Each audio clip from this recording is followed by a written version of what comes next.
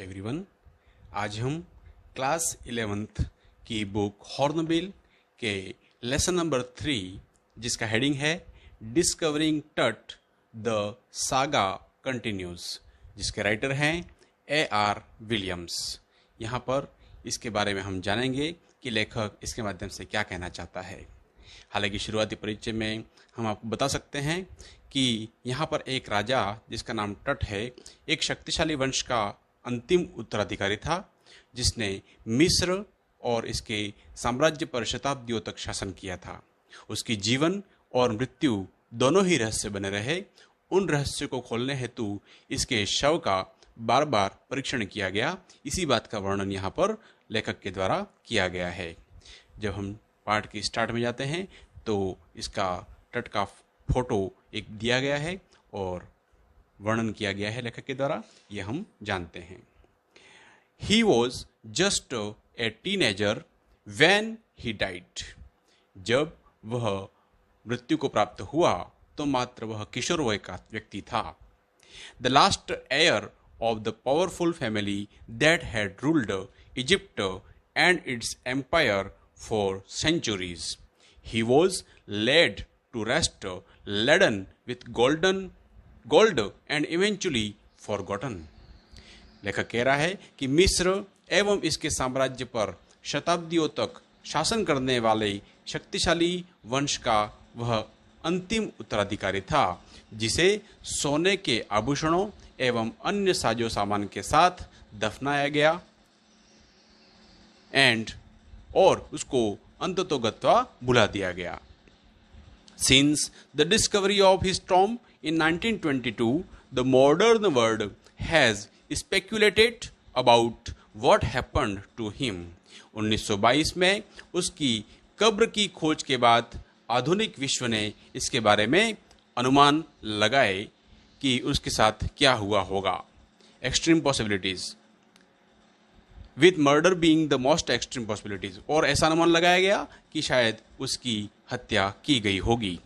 Now living his Tom for the first time in almost 80 years, the Tut has undergone a CT scan that offer new clues about his life and death and provides precious data for an accurate forensic reconstruction of the boyish pharaoh. लेखक कह रहा है कि अब 80 वर्ष के बाद उसकी कब्र को छोड़कर वह टट जो सिटी स्कैन के लिए प्रक्रिया से गुजरा है, जिससे उसके जीवन और मृत्यु के बारे में नए संकेत मिलने की संभावना बनी है और इससे किशोर फेरोआ के बारे में वैज्ञानिकों की पुनर्धारणा के लिए सही आंकड़े उपलब्ध होंगे।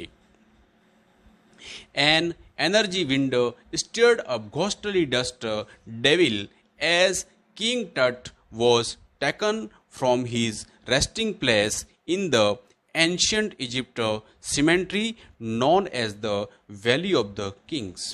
एक क्रोधित होती हवा भूतों जैसे धूल के गुबार उछाल रही थी जब राजा टट को उसकी आरामगाह, जो प्राचीन मिस्र की कब्रिस्तान जिसको वैली ऑफ द किंग्स भी कहा जाता है, में स्थित थी, से बाहर निकाला गया।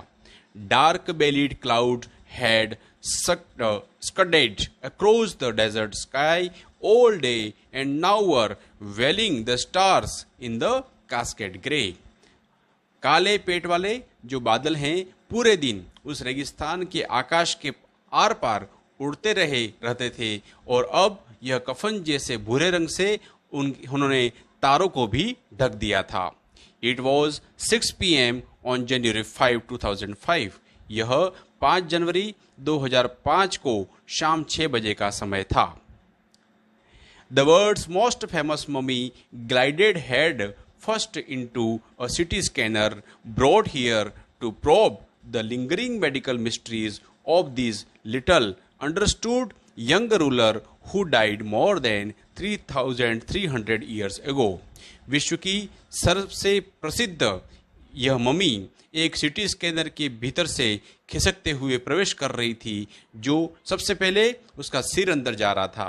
इस सिटी स्कैनर को काफी समय से प्रचलित उन चिकित्सकीय रहस्यों की जांच पड़ताल के लिए लाया गया था जो इस अनजान युवा शासन के बारे में थी, जिसकी मृत्यु 3300 साल पहले से अधिक समय पूर्व हो चुकी थी।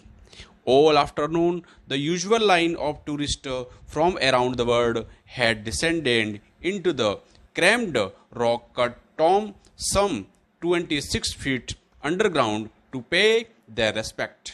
पूरी दुनिया के आए हुए जो पर्यटक थे, उन्होंने एक सामान्य कतार में सकरी चट्टान को काटकर बनाएगी 26 फीट जमीन के नीचे स्थित उस स्थान पर कब्र में श्रद्धांजलि देने के लिए उतरी थी। They gazed at the murals on the walls of the burial chamber and peered at the Tut's glided face, the most striking features of his mummy-shaped outer coffin lid. विश्व की सर्वाधिक प्रसिद्ध मम्मी को देखने के लिए काफी लोग आए थे। यह चेहरा परिरक्षित शव की शक्ल का था और ये पर्यटक कब्र की कक्ष की दीवारों पर बने चित्रों को टकटकी लगाकर और तट के सोने से मढ़े चेहरे को ध्यान से देख रहे थे। Some visitors read from guided books in a whisper. कुछ लोग जो थे वह उसके परिरक्षित शव की शक्ल का तथा ताबूत के बाहरी ढक्कन की सर्वाधिक चीज का जांच कर रहे थे और कुछ आगंतुक जो थे वह पर्यटक निर्देशिका को पढ़ रहे थे। Some visitors reading, other stood silently. कुछ जो थे वह शांत खड़े थे। Perhaps pondering Tut's ultimate death in his late teens, और शायद विचार कर रहे होंगे कि ये किशोर अवस्था में इसकी असामयिक मृत्यु में क्या था, कैसे हो गई होगी। Shiver and Pharaoh Tut's ultimately, or wondering with a shiver if the Pharaoh's curse, death or misfortune falling upon those who disturbed him was really true. वे शायद तट की किशोर अवस्था में असामयिक मृत्यु जो हुई थी उसका चिंतन कर रहे थे या कपकपी के साथ आश्चर्य कर रहे थे कि कहीं फेहोरा का जो श्राप है उसे छेड़ने वाले मृत्यु अथवा दुर्भाग्य के शिकार होंगे। वास्तव में सच तो नहीं है। The mummy is in very bad condition because of what Carter did in 1920s, said जाही हवास। मम्मी बहुत खराब स्थिति के अंदर थी कारण के कार्टर ने 1920 के दशक में इसके साथ जो कुछ किया था, यह जाही हवास ने कहा। Secretary general of Egyptian supreme council of antiquities, जाही हवास जो कि मिस्र की सुप्रीम काउंसिल ऑफ एंटिक्विटीज के महासचिव थे। As he leaned over the body for a long first look, जैसे ऐसा उन्होंने तब कहा जब वो शव को पहली बार देखने के लिए झुके थे। Carter, Howard Carter, that is, was the British archaeologist who is in 1922 discovered Tut's tomb after years of futile searching. Carter, Howard Carter जो कि प्रथम ब्रिटिश पुरातत्वज्ञानी था जिसने वर्षों तक व्यर्थ खोजबीन करने के बाद 1922 में तट की कब्र की खोज कर ली थी। इट्स कंटेंट दो हास्टिली रैंसैक्ड इन एंटिक्विटीज, यह इसकी सामग्री यद्यपि प्राचीन समय में जल्दबाजी के साथ उलट पुलट की गई थी, वर सरप्राइजिंगली कंप्लीट, फिर भी यह पूर्ण थी और आश्चर्यजनक रूप से पूर्ण कह सकते हैं इसको। They remain the richest royal collection ever found and have become part of the Pharaoh's legend. यह सामग्री अब तक की सर्वाधिक जो धनाढ्यशाही संग्रह सिद्ध हुआ है उसमें फेहोरा की जो पारंपरिक कथा का हिस्सा बन गई थी। Stunning artifact in gold, their eternal brilliance meant to guarantee resurrection caused a sensation at the time of discovery and still get the most attention. आश्चर्यजनक स्वर्ण की बनी हुई हस्तकृतियां जिनकी स्थायी चमक पुनर्जीवन की गारंटी मान ली गई ने खोज के समय सनसनी पैदा कर दी और अभी भी सबसे ज्यादा लोगों का ध्यान खींचती है। But Tut was also buried with everyday thing he had want in the afterlife. Board games, a bronze razor, linen undergarments, cases of food and wine. लेकिन टट को रोजमर्रा की वस्तुओं के साथ ही दफनाया गया था जिनकी जरूरत उसे बाद के जीवन में पड़ेगी, और ये चीजें थी शतरंज, पासे जैसे खेल की सामग्री, कांसे से बना रेजर, लिनन जो कि अच्छा कपड़ा होता है से बने अंतःवस्त्र थे, और भोजन और शराब के डिब्बे इनके साथ दफनाया गया था। After months of carefully recording the Pharaoh's funerary treasure, Carter began investigating his 3 nested coffins. महीनों तक सावधानी के साथ फेहोरा के दफन संबंधी चीजों को लेखा जोखा तैयार करने के बाद कार्टर ने उसके 3 एक दूसरे में बिठाए गए ताबूतों की पड़ताल शुरू की। Opening the first, he found a shroud adorned with garlands of willow and olive leaves. पहले ताबूत को खोलते हुए उसने उसे एक कफन मिला जो बेत एवं जैतून की पत्तियों, लोटस पेटल्स के पहले लिखा है वाइल्ड सेलेरी अर्थात जो अजवाइन, लोटस पेटल अर्थात कमल की पंखुड़ियां, एंड कॉर्न फ्लावर्स और मक्का के फूल से बनी मालाओं से सुसज्जित था। The faded evidence of burial in March और अप्रैल, यह उसके मार्च या अप्रैल में दफनाने के कमजोर साक्ष्य थे। Though he ran into troubles, when he finally reached the mummy, though he ran into troubles, वह अंत में मम्मी तक पहुंचा तो मुसीबत में पड़ गया। The ritual resins had hardened, cementing Tut to the bottom of his solid gold coffins.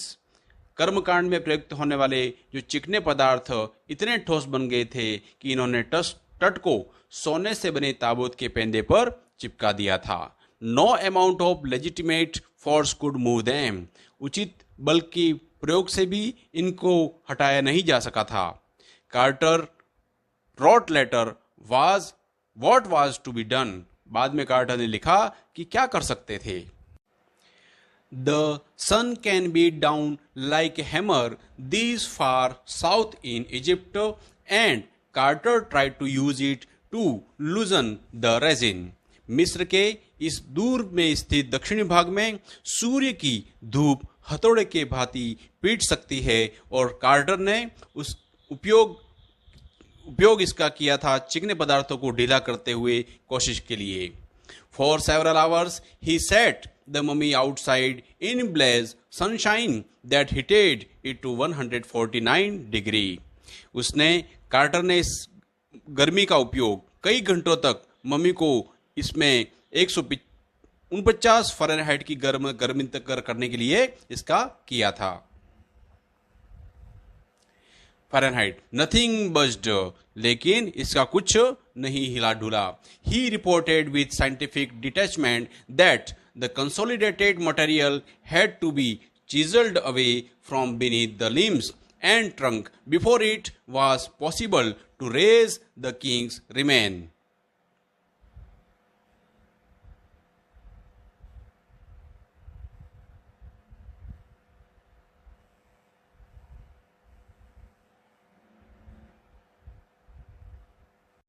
Quarter ने इस वैज्ञानिक निर्लिप्तता के साथ लिखा था कि ठोस रूप धारण कर चुका यह पदार्थ केवल छेनी की मदद से ही धड़ एवं अन्य अंगों को नीचे से हटाया जा सकता है, और इसके पहले कि राजा के शव को उठाया जाना संभव हो। In his defence Carter really had little choice, और अपने पक्ष में कार्टर के पास और कोई विकल्प नहीं था। If he had not cut the mummies free, thieves most certainly would have circumvented the guards and ripped it apart to remove the gold. अगर उसने मम्मी को काट करके मुक्त न किया होता तो चोर जो हैं वह निश्चित रूप से गार्ड को धोखा दे करके शव को काट पीट करके सोना ले गए होते। In Tut's time, the royal were fabulously wealthy, and they thought or hoped they could take their riches with them. टट के समय में शाही परिवार के लोग आश्चर्यजनक रूप से बहुत ही धनवान होते थे, और वे सोचते थे या उम्मीद करते थे कि वे अपने साथ दौलत ले जा सकते हैं। For his journey to the great beyond, King Tut was lavished with glittering a ceremonial apron, sandal, sheath for his finger and toes. एक बार पुनः पढ़ लेते हैं इसको। For goods, precious collars, inlet, necklace and bracelet, rings, amulets, a ceremonial apron, ये सारी चीजें उनके साथ दफनाई गई। वो कहते हैं कि परलोक की यात्रा के लिए राजा टट को बहुत सारी चमकदार वस्तु प्रदान की। इसमें से बहुमूल्य कंठहार, जड़े हुए हार, कंगन, अंगूठिया, ताबीज, समारोह में पहने जाने वाला चोंगा, सैंडल, हाथों तथा पैरों की उंगलियों के लिए खोल और मूर्ति जैसे अंदर का ताबूत तथा मुखोटा, यह सभी जो चीजें थी वह सोने के बनी हुई चीजें थी, प्योर गोल्ड से थी। And the now iconic inner coffin and mask, all of pure gold, to separate and severed nearly even major joint. और तट को उसके आभूषणों से अलग करने के लिए कार्टर के लोगों ने मम्मी के सिर को अलग कर दिया और प्रत्येक बड़े जोड़ को काट करके हटा दिया। Once they had finished, they reassembled the remains on a layer of sand in a wooden box with padding that concealed the damage. एक बार जब वे अपना काम खत्म कर चुके थे तो उन्होंने शव को वापस जोड़ दिया और इसे रेत की परत पर रख दिया। नुकसान को छिपाने के लिए उन्होंने क्या किया? They resembled the remains on layer of the sand in wooden box with the paddling the concealed of damage the bed with the tusks now rest. नुकसान को छुपाने के लिए उन्होंने गद्दीदार पदार्थों का प्रयोग करके लकड़ी के बक्से को बंद कर दिया। अब यही बिस्तर है टट का जहां वह आराम कर रहा है। इस अंश को पढ़ने के बाद में अगला अंश हम अगले पार्ट में देखेंगे।